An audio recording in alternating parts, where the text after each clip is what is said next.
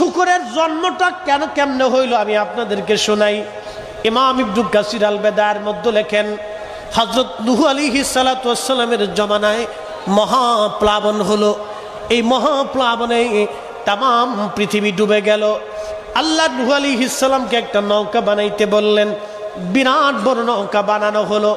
এই নৌকার ভিতরে আল্লাহ রাব্বুল আলামিনের হুকুমে জোড়ায় জোড়ায় প্রাণী নিলেন।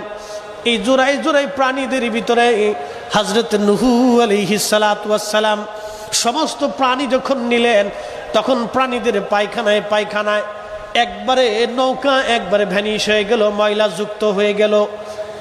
আল্লাহর পয়গম্বর নূহ নবী ডাক দিয়ে বলেন, রব্বে কারীম, এত বড় একটা নৌকা প্রাণীদের পায়খানায় বাথরুমে মলে ভরে গেছে।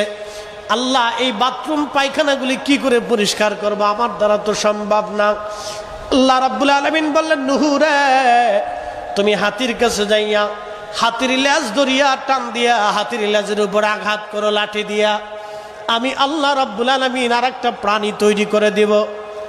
আল্লামা ইমাম ইবনে কাসির লিখতেছেন, নূহ আলাইহিস সালাম যখন হাতির পৃষ্ঠদেশে আঘাত করলেন, আঘাত করার পরে হাতির পায়খানা রাস্তা দিয়ে আল্লাহ পাক একটা প্রাণী বের করলেন। এই প্রাণীর নাম হলো শূকর। আমরা আঞ্চলিক ভাষায় বলি